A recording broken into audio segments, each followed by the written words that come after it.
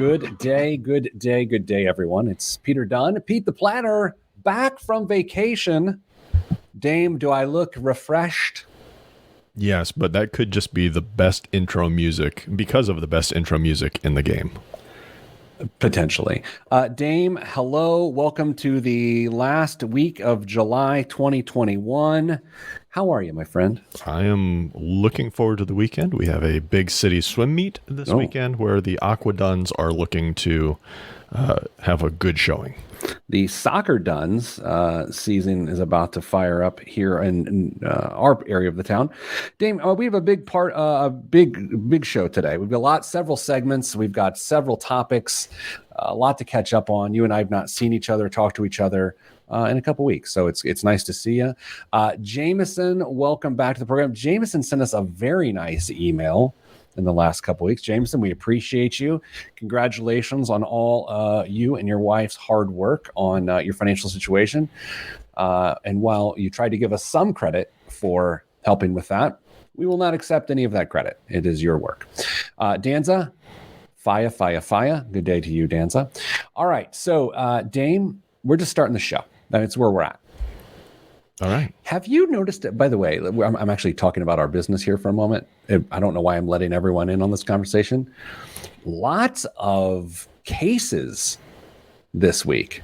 Yes, it's been a very, very active week for my team. We're helping people left and right. For those that don't know, we have two companies. One is called Your Money Line, which is a helpline for employees to call us, and their employers are the one who pays for it. It's an employee benefit, and so we've got a lot of people who have access to that line, and Dame's team answers that phone and handles emails on a regular basis. And we also have Hey Money, which is just the consumer version of that. If you're interested in that, go to callheymoney.com, and that's what we do. All right, Dame, I'm going to get ready to start the timer here so we can time the segment so we can start the show. Should we make the announcement on a time change for next week now before we forget? Oh, go ahead. So this is the last week, everyone, that we are doing a show recording live on Facebook and YouTube at noon Eastern, noon-ish Eastern. We're close enough. Beginning next week, August, whatever day that is, 10 o'clock a.m. Eastern. 10 o'clock a.m. Eastern. So if you're on the West Coast, that's going to be an early call, but it's worth it. Yeah, waking up with Peter is what we're going to call that. Always good to wake up with Peter in the morning. Okay. Danza, yes, your employer does need to get your money line. Call us at, okay, let's start the show in 3. We'll put a banner up so it looks nicer on the Facebook. Okay, in 3, 2, 1. This week on the Pete the Planner Show, we answer your money questions. Here's how the show works. You email us, askpete@petetheplanner.com. That's askpete@petetheplanner.com. And here's what'll happen. Several things could happen, and one of them includes us reading your email on the air and answering it. And by we, I mean Damian Dunn, Vice President of Advice at Your Money Line and Hey Money, joins me now. Hello, Dame. Hello, Pete. All right, we do actually have a tremendous number of questions this week, and an old man gripey gripe for me. I don't know when it's going to come, but I'm fired up. It's been burning my giddy up all morning. It's a good one. It's a good one. Dear Pete, my daughter and her husband keep bringing up the concept of an early inheritance. My husband and I do plan on leaving them and our son's family whatever is left over upon my and my husband's death, but we don't really feel compelled to give either child money now. I feel like I'd grow to resent their financial decisions as I already view their financial prudence to be lacking. Yet she keeps bringing it up. Am I being selfish? Dame, this is called a living inheritance, and I have to say it is increasing in popularity, where the older generation has accumulated wealth, maybe even great wealth, and instead of waiting to pass on that wealth to the next generations upon their death, they're like, you know what? I want to see you have fun with it now. And so they began an aggressive gifting, an inheritance scheme. And so that's where we're at. That's the score. Before we get going on this, any general thoughts about what you've just heard? who's it really growing in popularity with? That's my. I mean, is this just an idea that was foisted upon the generation that will be moving on to post-retirement sooner than their kids? I don't know. It feels uncomfortable. All right. Well, apparently old man Gripey Peter is going to be here earlier than I thought. Dame, I'm with you there. This feels like a contrived trend where people are like, what people are doing is they're just giving their money to people like me, Dad, right now. As opposed to waiting until you're dead. Dame, I don't think this is really a thing. No, it feels like a fake holiday almost, like Valentine's Day. It's just something that was created to try and generate something for someone else's best interest. I can't imagine. I mean, sure, there may be some tax reasons for some people in certain situations to start giving some money away ahead of time. But this is greedy. You know why it's so uncomfortable? There's first, you talk about made up holidays. The worst made up holiday of all time is Sweetest Day. Oh, yeah. It's that fake Valentine's Day in the fall. Yeah. When Mrs. Planner and I first started dating in college, some other young man sent her a Sweetest Day card, and I never heard of it. I'm like, well, who's this guy, right? And I'm still upset. And by the way, just yesterday was Mrs. Planner and I's 21st wedding anniversary. So needless to say, keep your Sweetest Day card, right, Gary, or whatever the hell your name is. Okay, Dave, here's why this is so uncomfortable. It's uncomfortable because the lady's name is Mary from Alexandria, Virginia, who actually emailed us. Mary parented the person putting her in a bad situation, right? So it's not only, it's like, hey kid, you're putting me in a jam here, but Mary has to be introspective about it and be like, yeah, we sort of helped create the sort of person who would ask for an inheritance now. And within this email, you get the idea that her son-in-law and her daughter aren't doing poorly. They just want some money now. And if they aren't really good with their money now, then why would you give them money now? Totally. Why in the world would you just add additional fuel to that fire if you perceive, and your perception's right, that they are not the most judicious with the resources that they've already earned for themselves?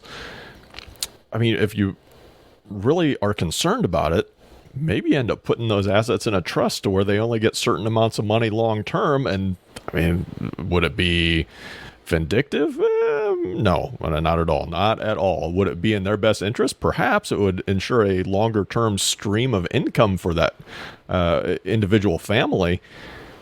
But holy smokes, thinking about asking your parents to start just handing over cash that you, for some reason, think you're going to get or entitled to is just not something I hope my kids ever do to me. So years ago, and this is how I answered the email in my column in USA Today this week. That's where this one is from. Years ago, Mrs. Planner gave me this article that she read about the mislabeling of millennials. Millennials are often called entitled, like they're an entitled generation. And this article went on, this essay said they are not entitled, they're expectant. And which in some ways is good and in some ways is bad.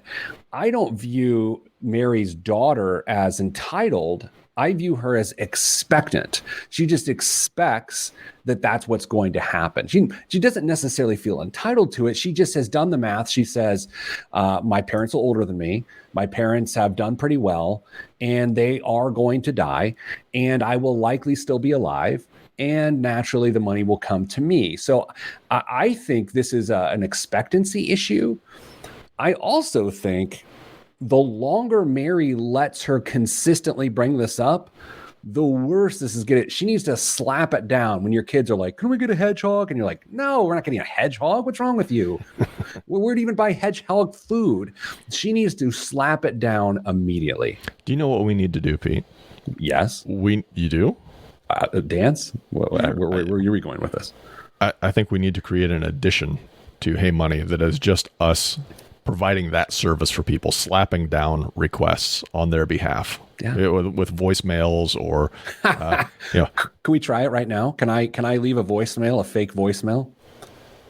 You want me to make the call, or do you want to leave a voicemail for somebody asking this question? This is what I would leave on someone's voicemail, please, if they bought our service. Yeah. Hey, Mary's daughter, Kim, this is Peter Dunn. How are you? Look, I was talking to your mom the other day, and she mentioned your interest in a living inheritance. I just want to give you a quick buzz to say, no way. That is absurd. You are uncouth. I hope you have a great Friday. Wear a mask. Stay 6 feet apart from people and wash your hands. Kim, it's nice talking to you. Please don't call me. What do you think about that? Yeah, I might have added you'll have to do it the old-fashioned way and just wait for your mom to die to add maybe a little bit of guilt to that. But no, I think that was spot on. That is an ad right there, if I've ever heard one. The other element to this that is worth actually a sort of a technical visit is that Mary would not be the first person in the world to overestimate her financial stability, meaning even if she thought this was a good idea, if living inheritances were a thing, couldn't you conceivably see parents doing it when they shouldn't and then compromising their own financial situation? Because then Mary's in the jam where in order for her money to work out, she has to die because she's run out of money. Yeah, I've seen arrangements where something very similar happened. Some of the people that got the inheritance early took it, but they had to sign an agreement that they would fund bills if the person that gave them the inheritance needed it in the future. That's a thing? I've seen it done once. Oof. Anyway, so there's the question. Living inheritance. Is it a trend? I don't think so. I think it's like when your kids tell you like, hey, all the kids at school are doing this. It's like, well, no, they aren't. You just want a hedgehog. All right, Dame, coming up after the break, a question about risk tolerance for really wealthy people who are getting older. That's what we're talking about next, right here on the Pete the Planner Show. I'm Pete the Planner. First segment back from vacation. That wasn't too shabby. I feel like we are getting our legs back. My voice isn't all the way back. I've got that cross-country flight voice going on. I just assumed it was all the rave dance parties you were at while you were gone. I consumed copious amounts of fermented grape juice last week. Wow. It was great. Mazel tov. Mazel tov. I also honestly had one of the finest meals I've ever had, and I'm going to give, at the risk of being who I am, a little food snob, I am going to give a restaurant recommendation here on the air. All right, let's hear it. Republique. It is in the La Brea section of LA, downtown. Well, not downtown, but in LA, La Brea. Unbelievable restaurant. One of the best I've ever had in my life. It was so great. I'll make sure to set a reservation there for later this week. I'm not sure you would like it, Dave. Although they did have a butter course. Did they have macaroni and cheese flavored ice cream? No, they didn't. Okay. I will let you know that I have received feedback from listeners that your take on macaroni and cheese ice cream is way out of line. Next segment, and I got to pull up the email. I know the podcast listeners love the behind the scenes Pete trying to find an email. I'm trying to figure out which one I want to read. Did you read them? I did. Do you like investment strategy, or do you like investment strategy after retirement better?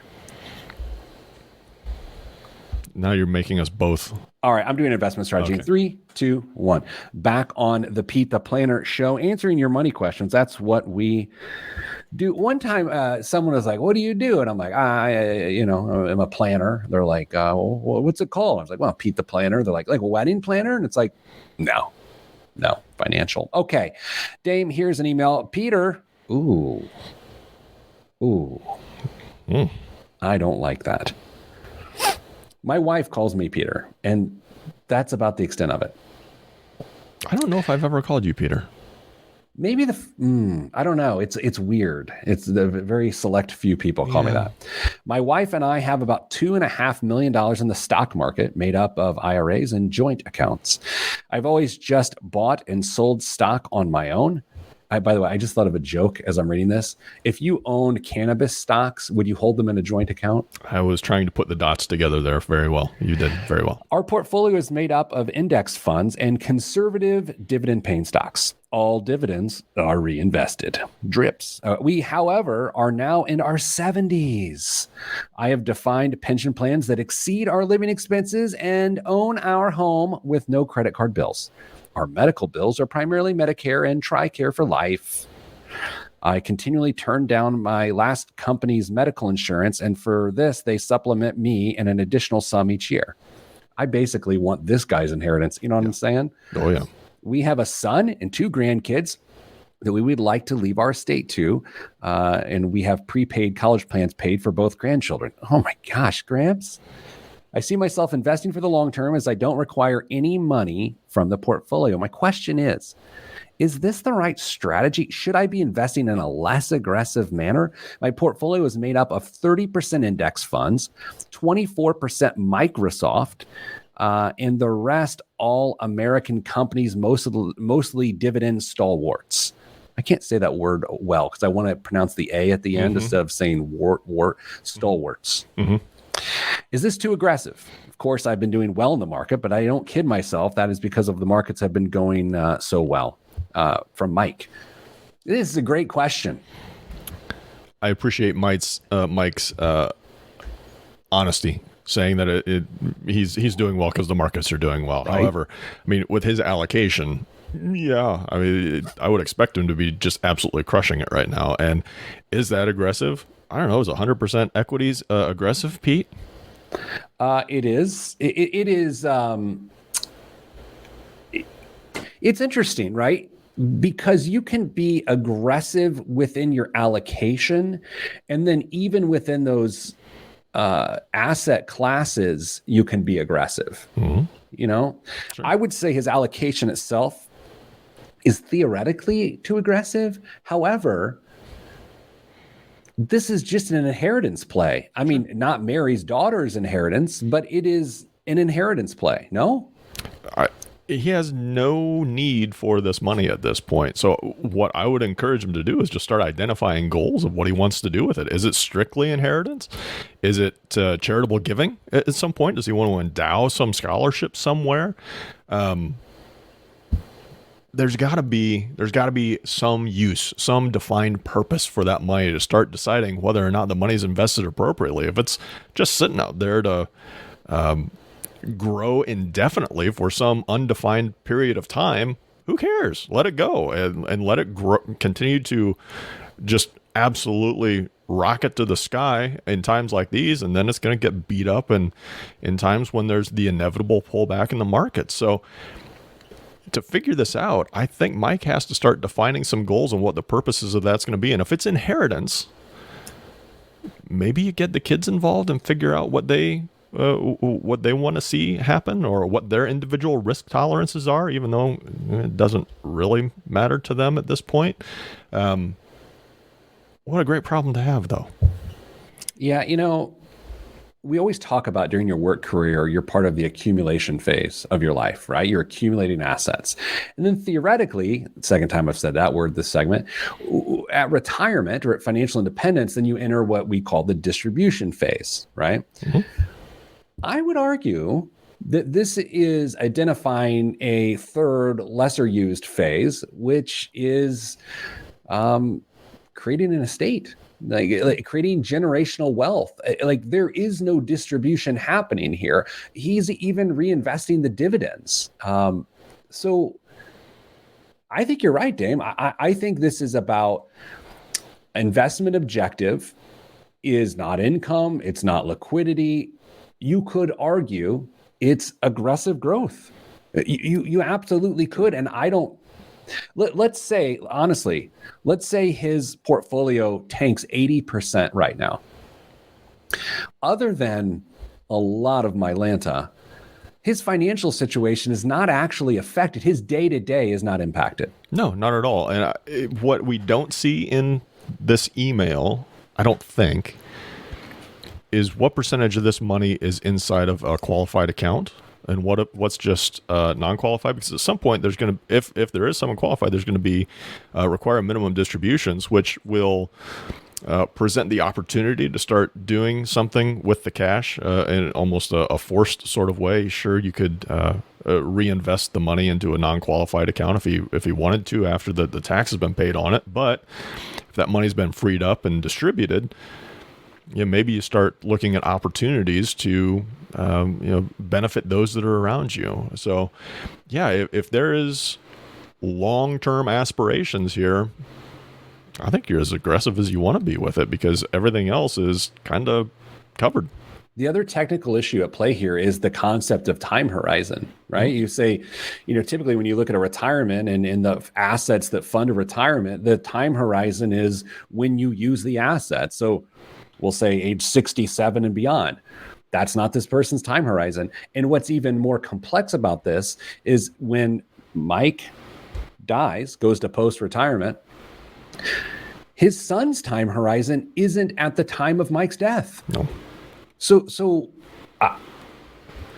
that's why I would just keep going. This is not the recommendation that we would have for most people because most people are not in this situation. Like there is zero reason, in my opinion, to take his foot off the gas. Financial planner problem here coming up. Can you imagine opening an account for Mike at his age? Oh my gosh, I know where you're going with this. With this with this level of risk exposure, and trying to get suitability. Compliance. Yeah. No, I've tried that before. So for those that don't, actually, this is sort of an interesting topic. For those that don't know, in the financial industry, when you are putting through trades or making investments on people's behalf, depending on how you're registered and whatnot, you have to prove, you have to be able to display that a trade or an investment is a suitable investment for that person. And that is a rather complex process. As a young financial advisor, which A, I'm not young, and B, I'm not a financial advisor, but when I was a young financial advisor, I don't want to say I was dismissive of that process, but it just seemed like an unnecessary roadblock because of my own immaturity. But the longer I was in the business and the more I understood, the more I matured, the more I realized that's a really important step of the process, but it is also one that would be a nightmare if Mike were your client, because your suitability and your compliance department would be like, I don't think this is right. And then you'd have to write a 4-page narrative as to why it made sense. Yeah, it's one of those road bumps or roadblocks that were put in way to try and protect the consumer, the investor at this point. And it's one, just like you, that I considered a thorn in my side for a long time, but it's really there for a fantastic purpose. I love this email. I'm really into it. I would have to admit, though, if we're going to pick Mike's situation apart, to have 24% of your wealth tied up in one company, albeit a legendary holding, Microsoft, MSFT, that's a little weird. Maybe you work there. Coming up after the break, old man Gripey Peter returns from vacation. He's tanned, but he's mad. I'm Pete the Planner. Oh my God, that was really good. That was solid. Like, that was pretty good. You are not tanned. I'm not. My freckles came out, though. Did they? Yeah, I'd show you, but I'd have to do the cross-hand shirt takeoff. I didn't have my shirt off. Actually, I did. We were in Pasadena, and we're in my brother-in-law's house, and so Mrs. Planner and I are out for a run through this neighborhood in Pasadena, and I'm like, I'm taking my shirt off because no one here knows this body. I promptly got back to my brother-in-law's house and put my shirt on so that my sister-in-law was just not tempted by this. Exactly. This glistening, gleaming, mayonnaise-covered body. All right, Dame, that was a little much. Okay, let's do this. I'm looking at the... Oh, you know what? We're going to answer this question from Allison. Okay. What to do with extra cash, but I'm going to gripe first. Okay. Where did I slack the team this morning? The FC team. There we go. Oh, yes. Oh, it's old time gravy time. And hello, Mr. Pinkins. Good to see you. In 3, 2, 1. Back on the Pete the Planner show. Dame, something came across my desk this morning that caused me to go, you have got to be kidding me. And that's why we're introducing, once again, everyone's favorite segment, Old Man Gripey Peter. And that's what's about to happen. Dame, we trust our finances and our lives to financial institutions from time to time, whether it be a mortgage company or a bank or a credit union or a financial advisor. And we hope that in good faith, they encourage us to do smart things. Now, you and I both know that that is not always the case, right? It is not always the case in a financial institution. So it's like we have accounts at Chase Bank, like Mrs. Planner and I do. From time to time, as you know, Chase will send me an email that says, you deserve that Maserati. Mm-hmm. I've sent you this email, forwarded it to you several times, and it's consistently a Maserati. Chase wants me to buy a Maserati. Yes, like several times. Huh. Don't get me wrong. I would love a Maserati. I'm not going to buy a Maserati. And I also don't want my financial guide, my bank is not my financial guide, but I don't want my financial partner, also not to tell me to buy a Maserati. You know what I'm saying? Yes, absolutely. So a local credit union, which will not be named, I so want to name them, sent out an email newsletter this week to its members. That's right, you're a member of a credit union. And the rub with credit unions is this. What they say is you get treated differently than you do at a bank because they're not interested in their shareholders, because you are their shareholders, because you're their depositors, you are their members. You benefit more than what you would under a banking relationship. And I will say anecdotally, from my opinion, Damon, you can have your opinion, I do believe credit unions, for the most part, tend to have better corporate ethics than a lot of banks. Yeah, it's in fact for my family, that's our primary banking relationship is with the credit union as well, and we've been very pleased with the relationship that we've had, as well as the activity of the bank in the community. So this email subject line for this newsletter that came across from a credit union to its members left me feeling nauseous. Are you ready? Please. Use your home equity. I misspoke it. There's a possessive there. Use your home's equity to get away. They're encouraging their members to use a home equity line of credit to go on vacation. There has to be more to that. There's no way. Did you read everything, or is it just the headline? Because there has to be more.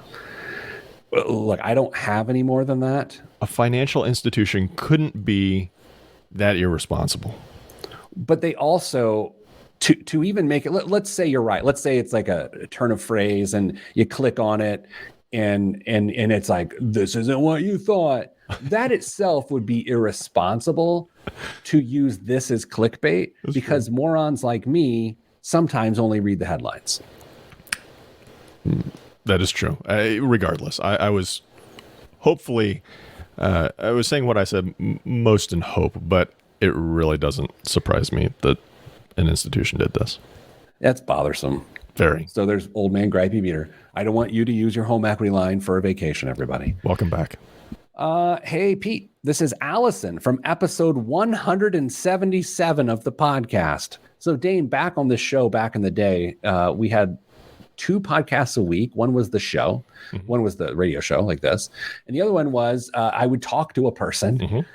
It was called $1 Million Day plan. I don't know. No one knows.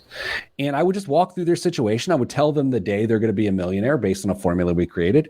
And it was a lot of fun. So this is Allison from there. We discussed, she says, we discussed on my episode, deceased pets and retiring at 62. I'm going to go listen to 177 after the show. You know, it's funny. If I have a terrible memory, you know this, right? The fact that she said we talked about deceased pets and retiring at 62 seems rather consistent with what this show has to offer. Yeah, no, it's not out of the realm of possibility. Absolutely not. Financially, things are going well. My investable assets have increased from $288,000 to approximately $575,000. The main advice you gave me was don't let my lifestyle increase as I got raises, etc. I've been trying to follow that advice. Also, it's rather consistent with what this program has to offer. I'm looking at paying off my house in the next year or so. That will free up about $15,000 a year for me. I currently max out my TSP. Well, that tells you about what this person does for a living. My catch-up contributions, and I throw about $1,500 a year into my Roth IRA. I would like to save more cash so I have a larger cash cushion of up to $50,000, which would be a $30,000 increase. So this person has 20 grand set aside. Invest it into a newly opened brokerage account and max out my Roth IRA. What would you do with the $15,000? Max the Roth and divide the rest. Divide it equally amongst all three goals. Any other ideas? Thanks for your help, Allison. So Dame, here are your choices for this extra $15,000. Put money in the Roth IRA, increase the cash account, or open a brokerage account. All right, what do you think? Option number one, increase the Roth or max the Roth. I think maxing the Roth is the right decision at this point. $20,000 in the cash cushion at this point is probably very adequate for an emergency fund, but I do not want to downplay the desire to have a larger pool of cash to pull on if it was ever needed in the future, especially if there may be other expenses coming up, like you want to pay for a car in cash or anything of that. But I think the long-term advantages to maxing out that Roth for a relatively small portion of the $15,000 that we're talking about should be priority number one for Allison. You and I have talked about a lot of financial topics over the years that we have known each other and worked together. And there's many times we've not talked about, but we just share a brain length. So I'm pretty sure that we agree on these. How often with that piece of advice do you just gave, do you consider the fact that if she does the Roth, she could always just pull her deposits back out if she so needed? I mean, is that a consideration you make? It is in the back of my mind. I wouldn't necessarily encourage it for obvious reasons, but it's more accessible money. It's money that's saved for a long-term goal, but if the absolute worst happens, you need to go raid that cash for something, it's there. You can get those contributions back out and use it for whatever it needs to, and hopefully iron out whatever bumps you seem to be going over at that point. You would never call it a nice emergency fund by using a Roth IRA. However, it could be used that way, especially for someone who has all of their other stuff together. Yeah, I mean, it's a place that you could go to get some needed cash if you absolutely had to, but that's not the purpose of the account. Let's just be honest with it. It's a nice feature to be able to use if the time is ever present to use it, but let's try not to. I'm still stuck on the fact that on episode 177 of our podcast, I discussed deceased pets with someone. That really, like, when I read this email this week, I was like, yeah, I think I probably did. I mean, there's not a doubt in my mind you did. She didn't make that up. There's no way. Yeah. What a weirdo I am. Yeah.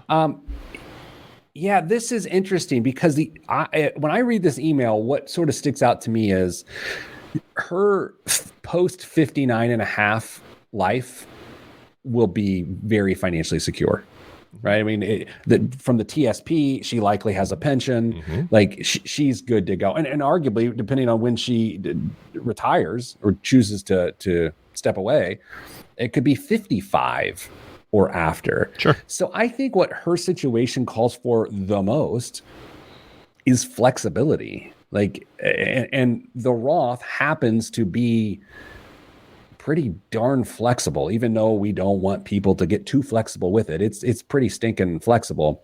The brokerage account isn't a bad idea. I do think she needs, like you said, to focus a little bit on getting a little bit more cash heavy.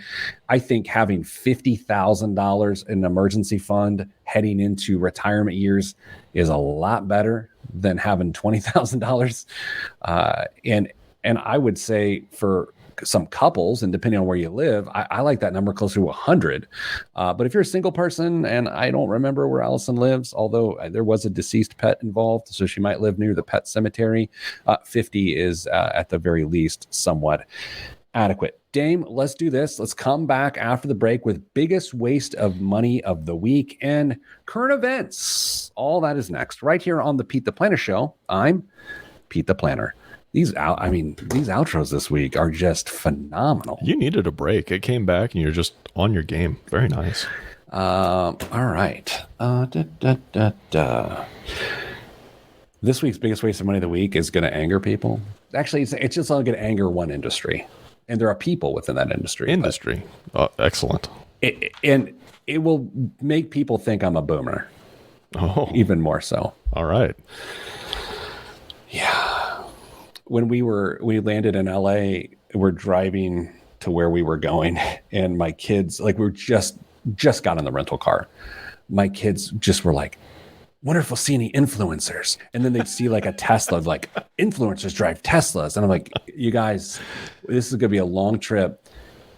No one can say the word influencer again, right? You can't say it. Because it was like 30 times, 10 minutes into the trip. Influencer. I'm like, I hate that exists. Did you fly into or out of LAX at night? We flew out at night, yes. LA's got to be one of the prettiest cities to fly out of at night or into at night. It's gorgeous. I was asleep at takeoff because I'm a professional. We took the red eye home. I tried to put hair on my kids' chests. I'm sure they were appreciative. Yeah, Ted was not feeling that. No. Ted actually was crying himself to sleep. But you know what? That's why I sat in a different row. All right, in 3, 2, 1. This week's biggest waste of money of the week right here on the Pete the Planner Show is the I can't read. The Shoe Surgeon Creators Academy. That's the Shoe Surgeon Creators Academy. Dame, try to say shoe surgeon 3 times fast. No, I won't. Shoe surgeon. Shoe surgeon. Dominic, the shoe surgeon Ciambrone, is known for his custom takes on iconic sneakers like the Air Jordan and Air Force One. Now, he's offering aspiring artists a chance to learn from him and his team. The Surgeon Creators Academy classes are 4-day experiences that teach students how to fully deconstruct and reconstruct sneakers. Each course includes a pair of shoes to customize, a shoemaking toolkit, unlimited leather to use during the class, a sewing boot camp, a guide on where to source materials and tools, daily breakfast, lunch, and beverages, and a private dinner networking event hosted by the surgeon himself and his team.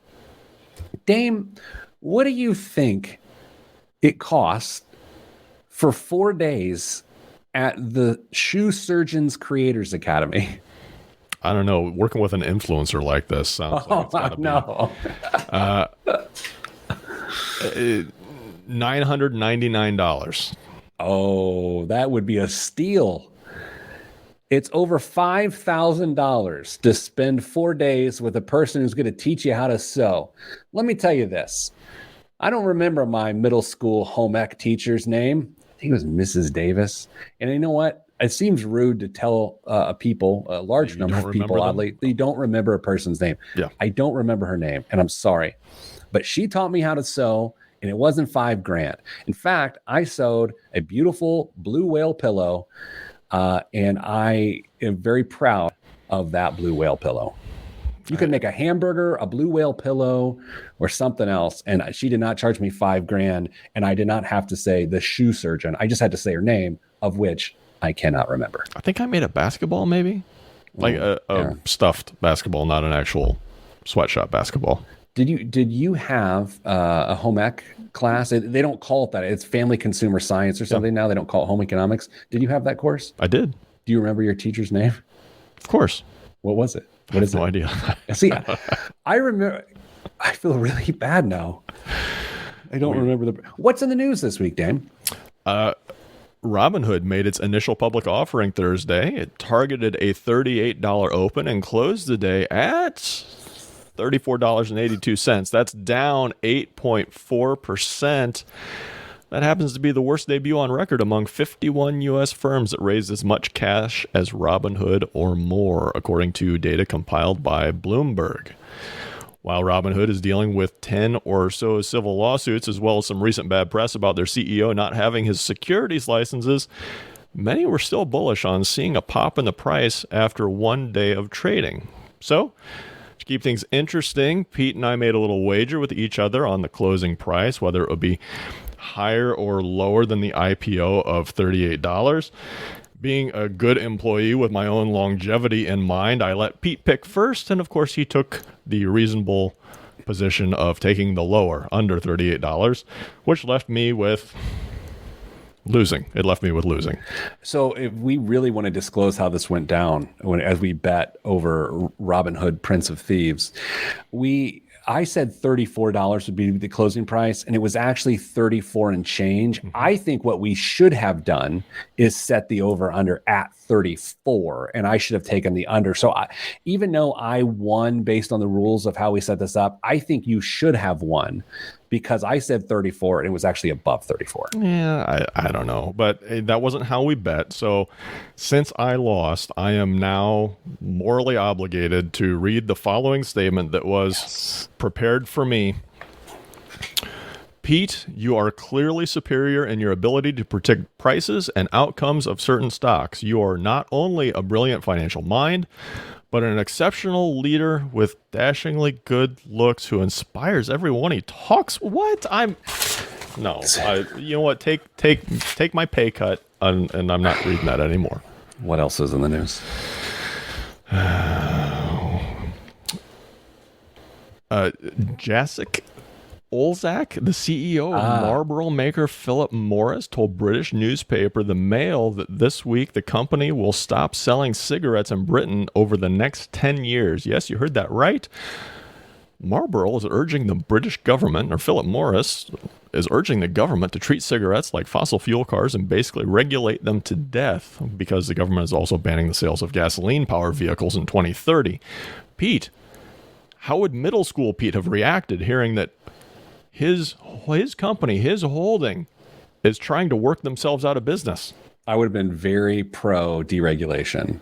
I read that story this week when it came out, and I can't get my head around it, honestly, because the question was then asked, does this include e-cigarettes too? And I don't remember her answer on that. I think it's a her. Yeah, they were working towards being believe it or not, I think they called it a health wellness company is what they're trying to transition to, which I don't even know if I can put those two together. I was at a Walgreens this morning, and I noticed that they still sell tobacco products where CVS does not sell tobacco products. It's a little, it is what it is.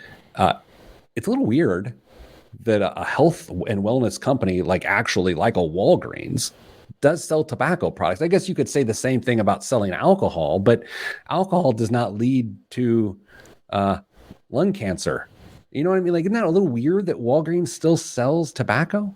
Yeah, it's odd. I mean, alcohol leads to cirrhosis of the liver and all that great stuff, but that just seems weird. I don't know. What else is in the news? In March, the U.S. government provided an additional $300 a week to unemployed workers through September to blunt the impact of the economic downturn. Many states chose to end those benefits this summer, arguing they were a major contributor to widespread labor shortages.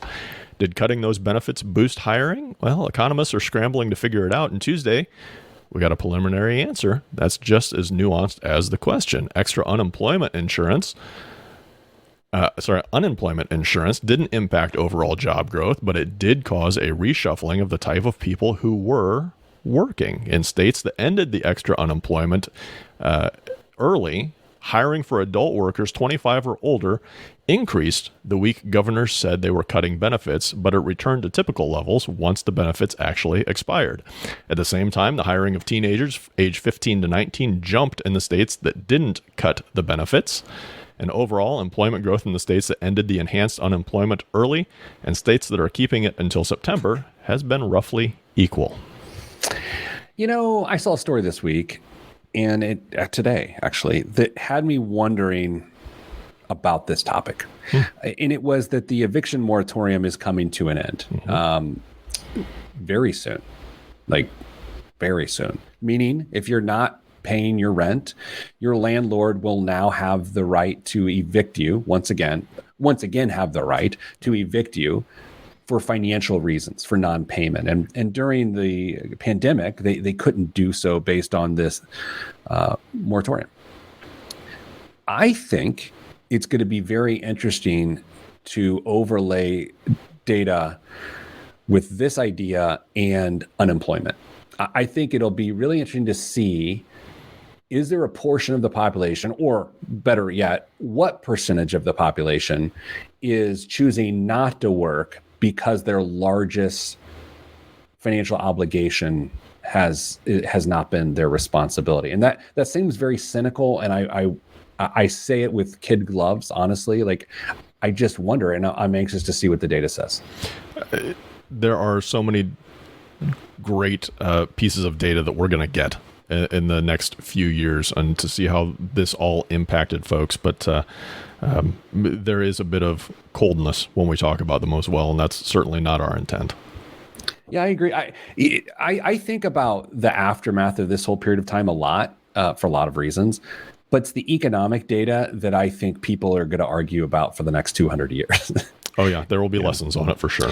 All right, Dan, that's all we have time for this week on the show. So I'm sending you good vibes, because good vibes are all that's in the budget. I'm Pete the Planner, and this is the show. It's a pretty solid show for taking a week off. It's almost like I needed a week off. I wasn't going to say it, although I already did. Oh, all right, Dame. What do you got planned this weekend? Anything good? Aquaduns. I already told you. Oh, yeah, aquaduns. I mean, that's what your kids are doing, but then you vicariously get wet. Or do you wear a Speedo when they swim? Yes. I paint my chest, and I'm running tech, so there's a good chance you'll see me on camera at some point, too. Remember, next week, we switch our time of our live broadcast goes to 10 a.m. Is that right? 10 a.m.? 10 a.m. Eastern. 10 a.m. Eastern on Facebook Live and YouTube Live. If you're wondering why, a few reasons. All right. That's it, Dame. Everybody else, stay getting money.